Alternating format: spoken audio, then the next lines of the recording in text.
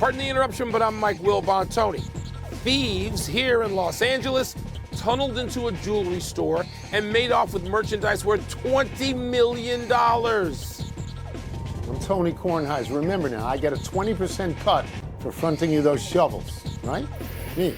Yeah, but if I don't get out of this, you're also an accomplice. So just remember that.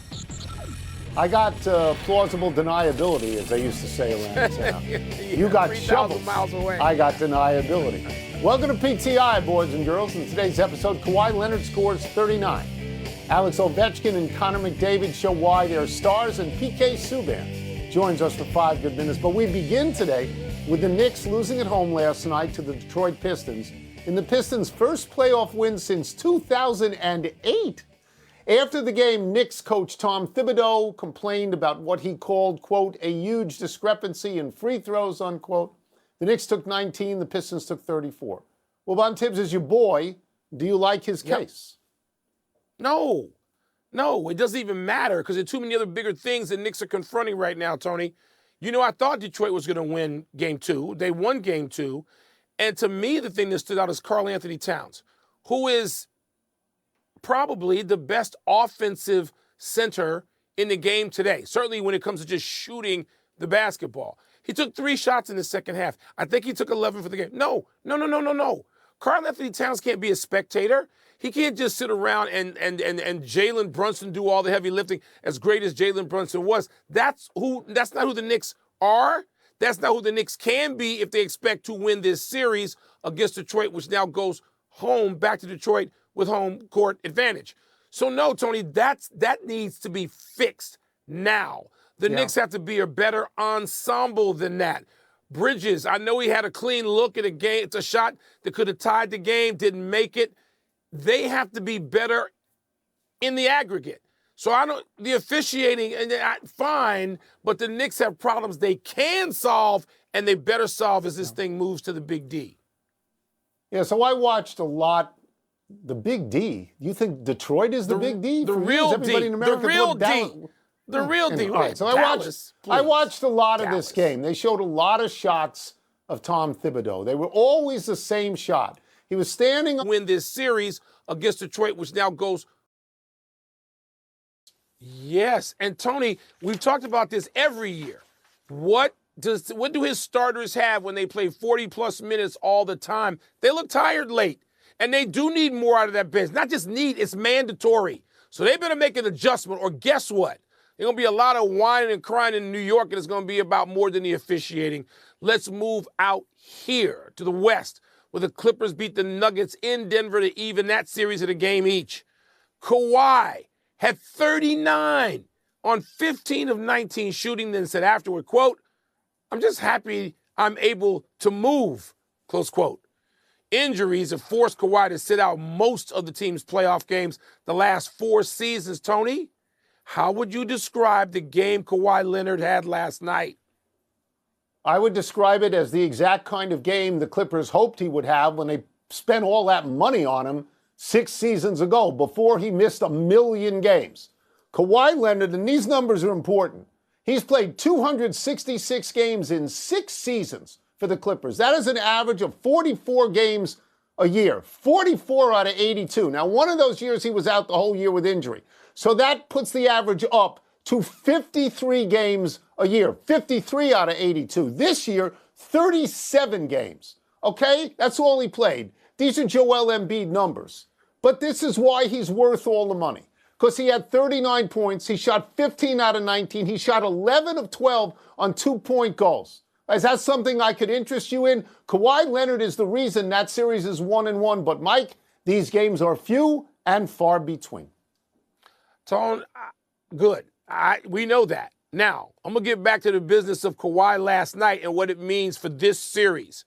Kawhi Leonard, when whole, is a 2-time champion. Not 2 times with one team, 2 times with MVPs. 2 teams. And he was the best player on the Spurs, even That's when right. Tim Duncan was sort of the sun was setting, he was the best player on that team. And they should have won a third if not for a Ray Allen save of a game for the Miami Heat. Kawhi Leonard would have 3 rings. So when Kawhi Leonard's like this, when he's not dragging that leg up and down the court, and I was telling you this in 2019, Kawhi wasn't completely healthy in 19 when he led Toronto to the championship, but he was damn good enough. And when he's that level, two-way player, not one-way, can still defend. He had a couple of times he got that claw, got those mitts on shots, got deflections, got blocks. Kawhi Leonard, at this stage, Tony, can still be right there on the best player in the game line 2 ways. And it allows James Harden to be a little less, to do a little less, and he's still tremendous James Harden. And then Zubac. So when Kawhi Leonard's just good, you like to talk about how many games he didn't play. Played last night, and he's going to play the next one. That's right. And you could be in trouble if you're in Denver if he does. I said he played. He's the reason the series is 1-1 Yeah. right now. I Yes. said that. Yes, It he doesn't is. happen a lot. Let's move to the hockey playoffs. Last night, the Washington Capitals got 1 assist and 2 goals from Alexander Ovechkin, including the game winner in overtime to beat Montreal 3-2. And Edmonton got 3 assists and a goal from Connor McDavid, but lost 6-5 to Los Angeles on a rather fluky goal with 42 seconds to go. Wilbon, who had the more impressive night, Ovechkin or McDavid? Ovechkin, because that's anytime he does something he's never done, then that's the tiebreaker. Winning the game is always the tiebreaker for me. That's right. McDavid to lead a comeback from 4. And by the way, the most spectacular goal from the 2 was that 5th goal. I mean, McDavid, the way he goes and passes the puck to himself, off the board and then cuts back hard left. It just, wow, you're amazed. And this is why he's the best player in the world. And Ovi's not the best player in the world anymore, but he won the game to give his team a 1-0 lead. I understand that Los Angeles has, I think, the best home ice record, or certainly one of the 2 or 3 best home ice records in the league this year, and they're playing right across the street from where I'm sitting now, and you lose that game, okay, you're down 1-0, it's not terrible, but I'm going to give the nod to Ovi, Tony, winning that game as he did. Yeah. So I sat in this chair yesterday, and you asked me at the end of the show to pick all the winners from last night's hockey games, and I said the Caps. That's all I said was the Caps. So I start to watch the game last night. It's 2-0. After 2 periods, they're at home, and I say, okay, this is over, and I'm going to go watch the basketball. Then this morning, I run into our mutual friend, Bernie Wolf, who was the original goaltender for the Washington Capitals franchise when the franchise opened. And Bernie said to me, don't you understand that the most worrisome lead in all of hockey is 2-0? And I looked at him and I went, who knew? I didn't know. Well, what do I know? Because when I woke up this morning, I saw that Montreal had tied the game 2-2, and then Ovechkin had ended it with what was apparently his first overtime playoff goal ever. How's that possible? He's played 30 years in the league. He's got more goals than anyone else of all time. So here's his night last night, okay? Scores the first goal, 1-0. Assists on the second goal, 2-0. Scores the winner, 3-2. Pretty good night, huh? Pretty good night. Darn good. The same year he breaks Gretzky's record. Wow. It's a mic drop if he wins the Stanley Cup. Let's take a break. Coming up, Matthew Tkachuk has not played since the Four Nations face-off. What could his return mean for the Panthers? We're going to ask PK Subban. We're also going to ask him whether he's convinced that the best regular season team in the NHL can get it done this postseason. Don't you hear every play-by-play guy call it the dreaded 2-0 lead? Don't you? Every game, that phrase is uttered. The dreaded. Well, I didn't know. I found out this month. High stick situation. The Canadiens did not challenge. You played there. If you were on the ice with the Canadiens, would you have wanted to challenge that goal? Well, I'll first say this. In the studio, both Mess couldn't believe that they didn't challenge. He was over the moon. He said that visibly, and we all agreed with him visibly, but I know this. Playing for the Montreal Canadiens, this is one of the best organizations. They got one of the best front offices. They have the best video guys. If they don't think that it's guaranteed, you can't call that. You can't put Washington on the power play again. They go up 3-0, that game's over. They keep it at 2-0. 2-0 is not a bad hole to be in the playoffs, clearly. They climbed out of that hole and they gave themselves a chance to win. I think Marty St. Louis made the right decision. All right, let's talk about another series last night with a furious comeback, which was led by, of course, Connor McDavid. They wound up tying that game on an incredible goal that he scored, PK. But they give up the losing goal, if you will, on that knuckleball of a goal that sort of floats in. If you're Edmonton and you lose that game after that rousing comeback, you feeling pretty good or just lousy? Well, it's impressive. To be able to come out of a 4-0 hole in any game in the playoffs is definitely impressive. But I think it's indicative of where the Edmonton Oilers are and who they are right now. They're not the same team they were in the finals.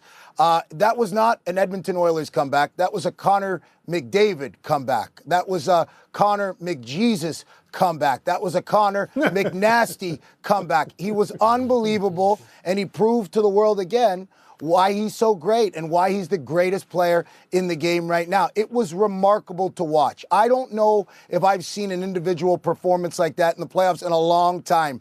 To watch him do that against one of the best defensive teams, LA's been one of the best defensive teams over the past couple years. Even though they've struggled to score goals, they've been one of the best defensive teams, and he did that against them, and he did it with ease. Just go back and watch. The first 2 assists he had in that game were highlight reel assists. Anze Kopitar is one of the best two-way hockey players in the game and has been for the past 15, 16 years.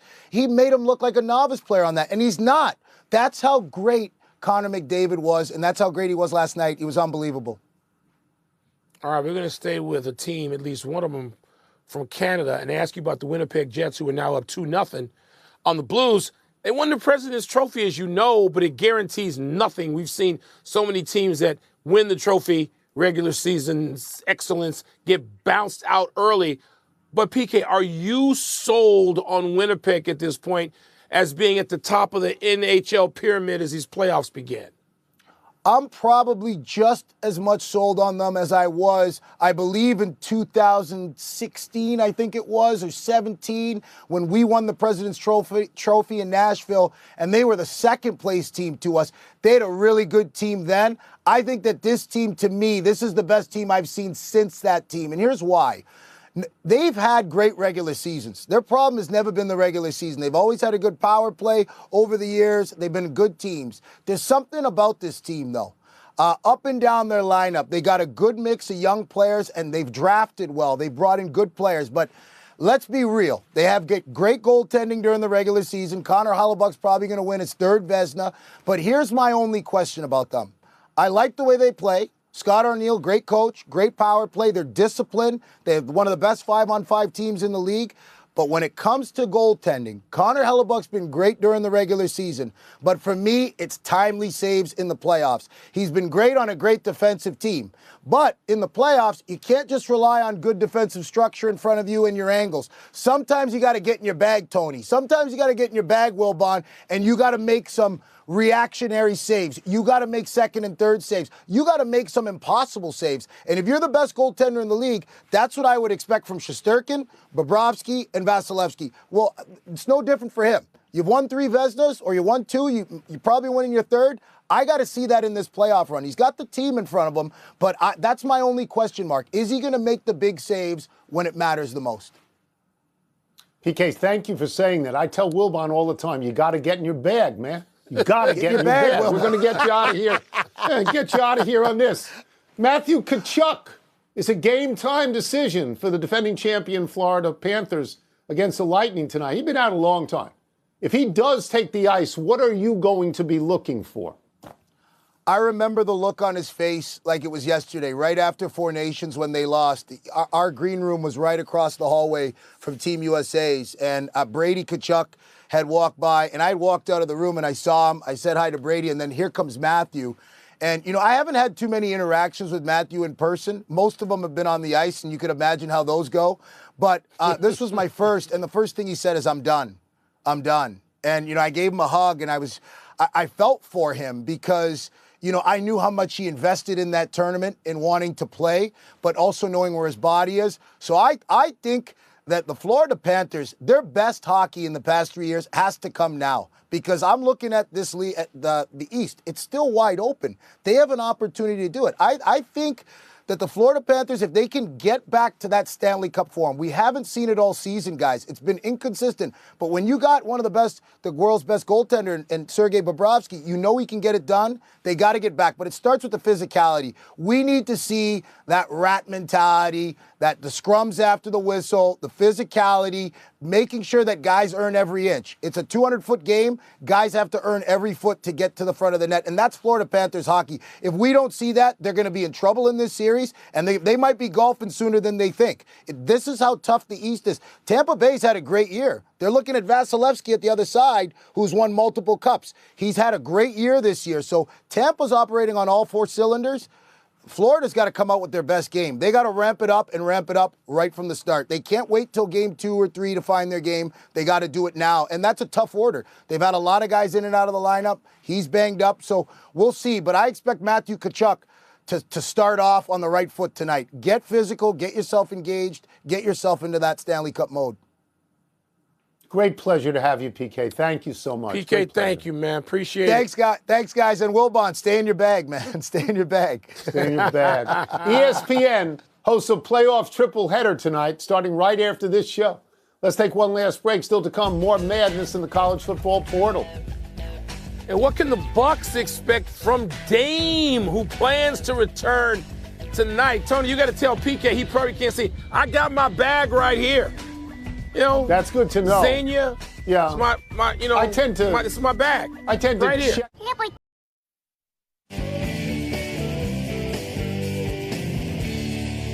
Happy time, people. Happy 66th birthday, Terry Francona. It's nice to see Francona back managing in the major leagues after health concerns caused him to step away in Cleveland. Francona is managing Cincinnati now. He's got the Reds 11-12 so far this season. Francona took 1 year off after managing 11 seasons in Cleveland, including 1 trip to the World Series. Francona managed 8 years in Boston before that, including 2 World Series winners, and 4 in Philadelphia before that. Francona's father, Tito, played 15 seasons in the majors. Terry played 10, then turned to managing, where he has 3 Manager of the Year awards and numerous honors, none more important than being a guest right here on the PTI program. You know I love rooting for Terry Francona. I do. But now I'm in a position where I can't because he's in division. And the Cubbies are pretty good. I think we're still in first place as of this moment. I can't root for Terry this year. And I don't want him to get fired either, so I'm in a tough spot. A not-so-happy anniversary, Aaron Boone. On this day last year, the Yankee manager was tossed for something an umpire thought Boone said. Turned out a fan sitting right above the Yankee dugout said it, but Boone was run. It was in the first inning, just 5 pitches into the game when Hunter Wendelstedt at home threw Boone out. Boone protested he hadn't said a thing and Wendelstedt got it wrong, but to no avail. Upon review, Boone at least escaped being fined. Boone went on to manage the Yankees to the World Series last year, losing to the Dodgers. At the moment, even without top starters Garrett Cole and Luis Gil, Boone has the Yankees in first place in the American League at 14-9. That's second-generation beef, Tony. People by that same surname were around for a long time, umping and playing. I wonder if they had any beef way back in the day. Happy trails to UCLA for Joey Aguilar. The quarterback is transferring to Tennessee just days after Tennessee's quarterback, Nico Iamaleava, transferred to UCLA. Aguilar never actually played for the Bruins. He had just transferred there in December from App State, where he passed for more than 6,700 yards and 56 touchdowns over the past 2 seasons. And put a cap on this madness, Iamaleava's younger brother, Madden, also a quarterback, reportedly plans to join him at UCLA from Arkansas without ever having played a down for the Razorbacks. The freshman just enrolled there out of high school in January. What is this, Wilbon? Tony, I stopped keeping up when I hear transfer. I just ignore it and go on to the next thing because you can spend all your life keeping up with transfers. It's really a cottage industry. It's making me nuts. Let's go to the big finish. Your boy Damian Lillard. Let's do it. Plans to play for the Bucks tonight against the Pacers. Is that a big deal? Yes, it is, Tony. He's essentially missed a month. He's going to be back in there. They have to have him to advance. The Vikings say J.J. McCarthy will have no limitations at this week's mini camp. Is that significant? Yeah, it means I think he's completely healthy, sure. Braves starter Spencer Strider back on the injured list with a strained right hamstring that he suffered while playing catch. Your thoughts? He had just come back to have a start after UCL surgery. I hate to hear that. Seattle Kraken fired coach Dan Bilesma after one full season. You surprised by that?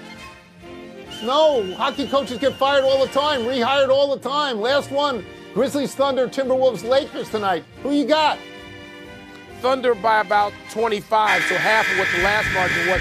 The Lakers better even this up across the street. That's the drama of LA tonight.